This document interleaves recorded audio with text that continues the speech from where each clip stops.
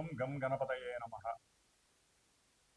ఓం చతుర్భుజే చంద్రకళావతంసే కుచోన్నతే కుంకుమరాగశోణే పుండ్రేక్షుపాశాంకుశపుష్పబాణహస్తే నమస్తే జగదేకమాతః.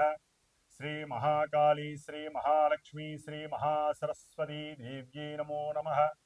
శ్రీ దుర్గా చండీ పరదేవతాయై నమో నమః. వీక్షిస్తున్నటువంటి దేవీ భక్తులందరికీ కూడా శ్రీదేవీ శరన్నవరాత్రి మహోత్సవ శుభాకాంక్షలు. అట్లాగే విజయదశమి, దుర్గాష్టమి, మహర్నవమి, విజయదశమి శుభాకాంక్షలు అందచేస్తూ మా ఆశీర్వచనం. మనకి అక్టోబరు 1 నుంచి అక్టోబర్ 31వ తేదీ వరకు కూడా మన యొక్క భచక్రంలో అంటే అంతరిక్షంలో ద్వాదశ రాశి చక్రాలలో గ్రహాలు మారుతూ ఉంటాయి. అందులో ముఖ్యంగా ఈ అక్టోబర్ మాసంలో సూర్యుడు అక్టోబర్ 17వ తేదీన కన్యారాశిలోంచి నీచస్థితి కలిగినటువంటి శత్రుక్షేత్రమైనటువంటి తులారాశిలోకి ప్రవేశిస్తున్నారు. అక్టోబరు 3వ తేదీన బుధుడు కన్యారాశిలోంచి తులారాశిలోకి ప్రవేశిస్తున్నాడు. శుక్రుడు అక్టోబర్ 9వ తేదీన నీచస్థిత రాశి అయినటువంటి మిత్రక్షేత్రమైనటువంటి కన్యారాశిలోకి ఆగమనం చెందుతున్నాడు. గురు మహానుభావుడు అక్టోబరు 17వ తేదీన తన యొక్క ఉచ్చక్షేత్రమైనటువంటి మిత్రక్షేత్రమైనటువంటి కర్కాటక రాశిలోకి తన యొక్క స్వంత నక్షత్రంలో ఉండి ప్రవేశిస్తూ చాలా చాలా మంచి శుభాల్ని అందజేస్తున్నాడు. శని మహానుభావుడు అక్టోబర్ 5వ తేదీన మీనరాశిలో వక్రించి ఉండి నక్షత్ర మార్పు అంటే పూర్వాభాద్ర నక్షత్రంలోకి ప్రవేశిస్తున్నాడు, అంటే శుభ నక్షత్రంలోకి ప్రవేశిస్తున్నాడు. కాబట్టి శని కూడా గురుడిచ్చే ఫలితాల్ని సంపూర్ణంగా చాలామందికి ఇవ్వబోతున్నాడు. రాహువు కుంభరాశిలో ఉన్నాడు, కేతువు సింహరాశిలో ఉన్నాడు. కాబట్టి ఈ యొక్క గ్రహాలన్నీ కూడా ద్వాదశ రాశుల వారికి ఏ విధమైనటువంటి విశేష శుభ ఫలితాలని కలుగజేస్తున్నాయి, ఏ ఏ సందర్భాలలో ఇబ్బందులు కలుగజేస్తాయో మనం తెలుసుకుంటూ, ముఖ్యంగా ఈ అక్టోబర్ మాసంలో మనకి అక్టోబర్ 2వ తేదీన విజయదశమితో ప్రారంభమవుతుంది. కాబట్టి చాలా శుభ పరిణామము. అమ్మవారి యొక్క ఆశీస్సులు అందరికీ చక్కగా ప్రసాదిస్తుంది ఆవిడ. ఎవరు ఏ విధమైనటువంటి కోరికలు కలుగుతాయో ఆ కోరికలన్నీ ఫలిస్తాయి అని చెప్పుకోవాలి. ముఖ్యంగా అక్టోబర్ మాసంలో మనకి కార్తీక మాసం ప్రారంభమవుతుంది. అట్లాగే ఈ యొక్క అక్టోబర్ మాసంలోనే మాస శివరాత్రి, సంకష్టహర చతుర్థి, అక్టోబర్ 29వ తేదీన కార్త్యవీర్యార్జున జయంతి. ఇది చాలా చాలా విశేషత్వం అండి. కాబట్టి ఈ యొక్క కార్త్యవీర్యార్జునుడు ఆయన మహారాజు అయితే ఆయనకి పరమేశ్వరుడు యొక్క అనుగ్రహంతో చాలా విశేషమైనటువంటి మంత్రాన్ని, ఆయన యొక్క కార్త్యవీర్యార్జున మంత్రం అని చెప్పి చాలా విశేషత్వాన్ని కలిగి ఉంటుంది. కొంతమంది ఏదైనా వస్తువులు పోగొట్టుకున్నా, బంగారం దొంగిలించబడి ఉన్నా, లేకపోతే ఎవరైనా సరే మనుషులు తప్పిపోయినా, కొన్ని సంవత్సరాల వరకు తిరిగి రాకపోయినా, ఇట్లా ఏదైతే తప్పిపోయినాయో అవి మళ్ళీ తిరిగి, ఇప్పుడు సపోజు ఇళ్లల్లో మనకి ఏదన్నా దొరకలేదనుకోండి, టెన్షన్ పడకుండా, ఆందోళన చెందకుండా ఓం కార్త్యవీర్యార్జునాయ నమః అనేటటువంటి ఈ చిన్న మంత్రాన్ని, ఆయన మంత్రాన్ని కనుక తలుచుకున్నట్లయితే వెంటనే మనకి కాస్త దరిదాపుల్లో ఉన్నటువంటి వస్తువు మన కళ్ళకి ప్రత్యక్షం అవుతుంది. ఎందుకంటే ఆయన సహస్ర బాహువులు కలిగినటువంటి శరీరాన్ని పరమేశ్వరుడు వరంగా ఇచ్చాడు. కాబట్టి ఈ యొక్క కార్త్యవీర్యార్జున జయంతి రోజున మరి నా యొక్క చిన్న సంకల్పం అయితే కలిగింది.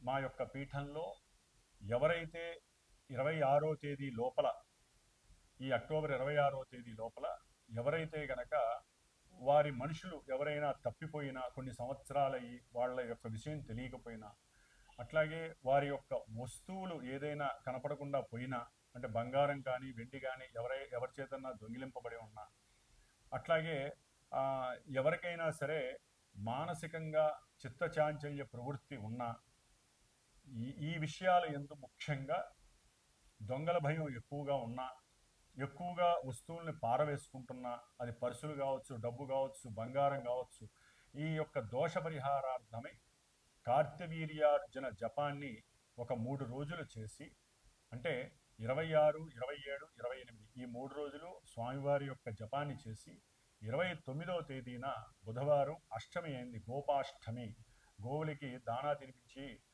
వాటికి ఆహారంగా ఇస్తూ ఉంటారు. ఆ రోజున చక్కగా మా యొక్క శ్రీమాతా జ్యోతిషాలయ పీఠంలో వారు ఎవరైతే సంకల్పించుకొని నాకు గోత్రనామాదులు ఫోన్ చేసి ఇస్తారో వారికి తగినటువంటి దక్షిణ తీసుకొని కార్తవీర్యార్జున జయంతి సందర్భంగా ఆయన యొక్క మూలమంత్రంతో స్వామివారి హోమము చేయాలని నిశ్చయించుకొని ఉన్నాను. కాబట్టి ఈ యొక్క అక్టోబర్ మాసంలో 1వ తేదీ నుండి 31వ తేదీ వరకు గ్రహాల యొక్క స్థితిగతులు మేషరాశి వారి నుంచి మీనరాశి వారి వరకు 12 రాశుల వారికి ఏ విధంగా ఉన్నాయో ఇప్పుడు తెలుసుకుందాము. ఓం శ్రీమాత్రే నమః. ఈ చెప్పే విషయాన్ని మన ఉపోద్ఘాతం ముందు ఏదైతే చెప్పామో దాంట్లో యాడ్ చేయండి దయచేసి. అయితే ఓం శ్రీమాత్రే నమః. వీక్షిస్తున్నటువంటి ప్రేక్షకులందరికీ కూడా ఒక చిన్న విన్నపము. జన్మజాతక చక్రంలో ఉన్నటువంటి గ్రహస్థితులు, ఆ గ్రహాలు ఉన్నటువంటి నక్షత్రాలు, ఇంకా చాలా చాలా పోర్ట్ఫోలియోస్ ఉంటాయి. వాటిని బట్టి మాత్రమే దశలు అంతర్దశలను బట్టి మనకి జీవితం నడుస్తూ ఉంటుంది.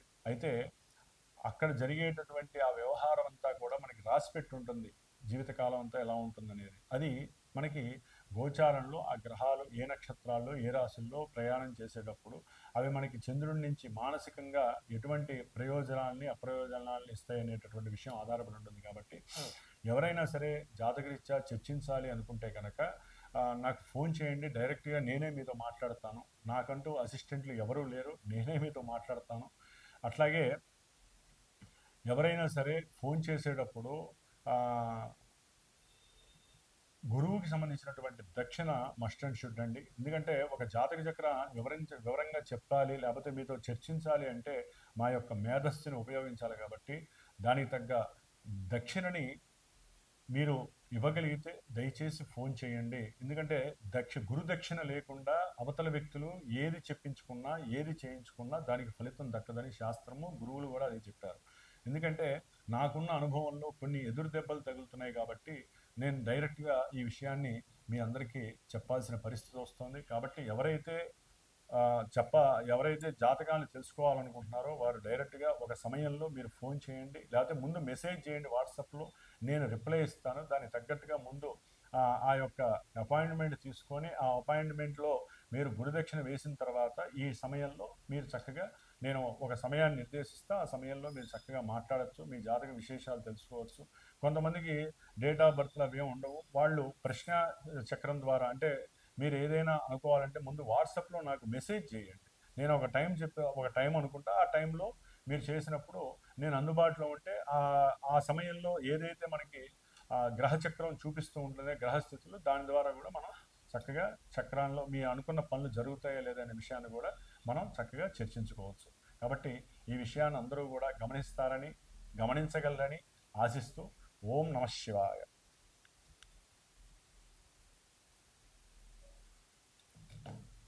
కర్కాటక రాశి వారికి ఈ అక్టోబర్ మాసంలో తన యొక్క సొంత రాశిలోకి శుభుడైనటువంటి షష్ఠ భాగ్యాధిపతి అయినటువంటి బృహస్పతి అనగా గురువు ఉచ్చస్థితిలోకి రావటం అనేటటువంటిది చాలా విశేషత్వము.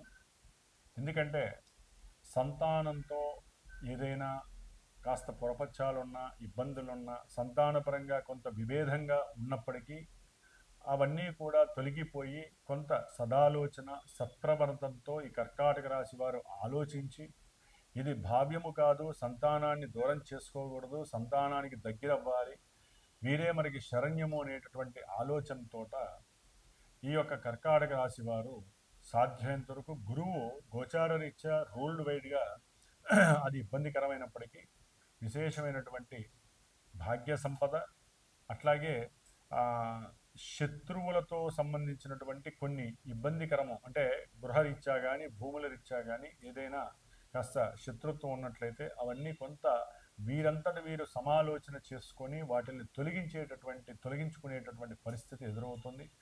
అట్లాగే చదువురీత్యా కావచ్చు, ఉన్నతమైనటువంటి చదువు అనేటటువంటి ఒక ఆలోచనతో కానీ సౌఖ్యకరంగా ప్రయాణానికి అంటే దూర ప్రయాణం చేయకపోయినా కుటుంబంలో గృహంలో ఎవరు ఒప్పుకోకపోయినా ఈ దేశంలోనే ఉన్నతమైనటువంటి చదువు చదవటానికి అవకాశాలు ప్రోత్సాహకరంగా కనిపిస్తున్నాయి ఈ యొక్క కర్కాటక రాశి వారికి. అట్లాగే ముఖ్యంగా ఇప్పటి వరకు సూర్యగ్రహ బలాన్ని అనుభవించినటువంటి కర్కాటక రాశి వారు అక్టోబర్ 17వ తేదీ నుండి కూడా చతుర్థంలోకి రవి వెళ్ళటం వలన గృహంలో కొంత అనివార్యకరమైనటువంటి ఇబ్బందులు, గృహ సౌఖ్యము లోపించుట, విద్యార్థులకి కాస్త విద్య యందు సరైనటువంటి ఆలోచనలు చేయలేక విద్యలో కొంత ఇబ్బందుల్ని ఎదుర్కోవట, తండ్రితో వాగ్వాదము వలన విద్యలో ఆటంకాలు ఏర్పడుట, ప్రయాణాలకు సంబంధించినటువంటి విషయంలో ధనాన్ని కొంత నష్టపోవుట, ముఖ్యంగా గవర్నమెంట్ అంటే ప్రభుత్వ రంగ సంస్థలతో ఈ ఏదైనా వీరికి సంబంధించినటువంటి వెహికల్స్కి సంబంధించినటువంటి విషయాలలో కొంత ధనాన్ని కూడా వీరు పోగొట్టుకోవటం, లేకపోతే ధనాన్ని పెనాల్టీగా కట్టేటటువంటి అవకాశము కర్కాటక రాశి వారికి కలుగుతోంది.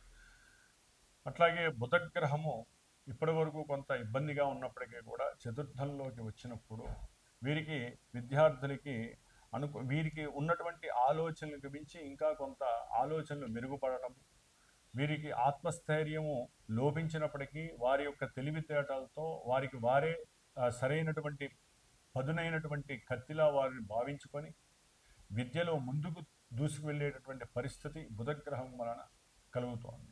అట్లాగే ఏదైనా ఒక వెహికల్ని కొనాలి అనేటటువంటి ఆలోచన కలుగుతుంది, కానీ దానికి ఎన్నో ఆటంకాలు, ఇబ్బందులు, అరే వాళ్ళు ఏడుస్తారు వీళ్ళు బాధపడతారు అనేటటువంటి కొన్ని ఇబ్బందికరమైనటువంటి సమస్యలు కలగడానికి అవకాశం ఉంటుంది. అట్లాగే బంధువర్గం నుంచి కూడా గృహంలో కొన్ని సమస్యలు ఎదుర్కొనే అవకాశము, అది గృహపరంగా ఏదైనా వీరు తల్లిదండ్రుల యొక్క ఆస్తులు కానీ పూర్వార్జిత ఆస్తుల విషయంలో కానీ కోర్టు కేసుల్లో కొంత వీరి యొక్క విజయం రావాలంటే వీరు బుద్ధిని, తెలివితేటలను ఎక్కువగా వాడాల్సి ఉంటుంది. ముందు ఆత్మ నిగ్రహాన్ని పెంచుకోవాలి, అప్పుడే సక్సెస్ అనేది సాధిస్తారు. ఈ నెలాఖరికి కుజగ్రహము కర్కాటక రాశి వారికి పంచమంలో వచ్చినప్పుడు సంతానపరమైనటువంటి సమస్యలు, అట్లాగే బహిర్గత అవయవాల యందు కొన్ని ఇబ్బందులు కలిగే అవకాశం ఉంటుంది. అట్లాగే అష్టమ రాహువు వలన వీరికి ఆకస్మికంగా ఎన్నో సమస్యలు, వృధా వ్యయ ప్రయాసులు కలిగే అవకాశం ఉంటుంది. శని భగవానుడు భాగ్యంలో ఉండటం ద్వారా తండ్రితో కాస్త అస్తవ్యస్తమైనటువంటి అవస్థలు కలగటము, ఉన్నతమైనటువంటి చదువుల యందు వీరికి సరైనటువంటి ప్రజ్ఞా జ్ఞానము కొంత లోపించటం అనేటటువంటి జరుగుతుంది. ముఖ్యంగా భోగకారకుడు, వాహనకారకుడు, యోగ్యకారకుడు, ధనకారకుడైనటువంటి శుక్రుడు, కలత్రకారకుడైనటువంటి శుక్రుడు ఇప్పటి వరకు ద్వితీయంలో ఉన్నప్పటికీ తృతీయంలోకి వస్తున్నాడు. కాబట్టి మా భార్యతో కాస్త వాగ్వాదనలు, వితండవాదనలు చేసే అవకాశము, అట్లాగే వ్యాపారస్తులు ఎవరైతే ఈ నగల బిజినెస్ చేస్తారో, ఎవరైతే వెహికల్స్ బిజినెస్, వాహనాల పరంగా బిజినెస్ చేస్తారో వీళ్ళందరికీ కూడా లేనిపోని ప్రయాణాలు అంటే కాస్త అక్కడికి వెళ్ళాలి, ఇక్కడికి వెళ్ళాలి, గవర్నమెంట్ ఇష్యూస్ కలగటము, లేకపోతే ధనపరంగా కొంత నష్టపోవటము, అట్లాగే ఏదైనా సరే ఆస్తులు అమ్ముకుందాము అనుకున్నప్పుడు వాటిలో ఇబ్బంది, వాహనాల్ని కొనాలి అనుకున్నప్పుడు అవి సరైన సమయానికి కొనలేకపోవటం వలన ఆర్థికంగా నష్టపోవటము, భార్యాభర్తల మధ్య కాస్త చిరు వాదోపవాదాలు కలిగేటటువంటి అవకాశము కర్కాటక రాశి వారికి కలుగుతోంది. కాబట్టి ముఖ్యంగా కర్కాటక రాశి వారు శ్రీకృష్ణ పరమాత్ముడి యొక్క అధ్యాయాలు భగవద్గీతలో రోజుకి ఒక లైనన్నా చదవండి. ఆ యొక్క అర్థాన్ని కనుక మీరు తెలుసుకోగలిగితే లోక పరమార్థం ఏమిటి, ఏ విధంగా ఉండాలి, సంతానంతో ఎలా ఉండాలి, లేకపోతే ధనాన్ని ఏ విధంగా కాపాడుకోవాలి, ఏదైనా ఒక వస్తువుని గృహాన్ని అమ్మేటప్పుడు సదాలోచన పిల్లలతో పాటుగా ఏ విధంగా చేయాలి, మంచితనంతో ఆలోచిస్తే కర్కాటక రాశి వారికి మంచి వైబ్రేషన్స్ అనేది కలిగే అవకాశం ఉంటుంది. వీరు ముఖ్యంగా కనకదార స్తోత్రాన్ని చదివి వెంటనే లక్ష్మీదేవికి తెల్ల పుష్పాలతో కనుక అర్చన చేసినట్లయితే కనుక వీరికి ఎంతో శుభప్రదమైనటువంటి పరిస్థితి కలుగుతోంది. అట్లాగే విష్ణుమూర్తికి ప్రదక్షిణాలు చేయండి, కాస్త రవి యొక్క దోషము తొలగిపోతుంది. ఓం శ్రీమాత్రే నమః.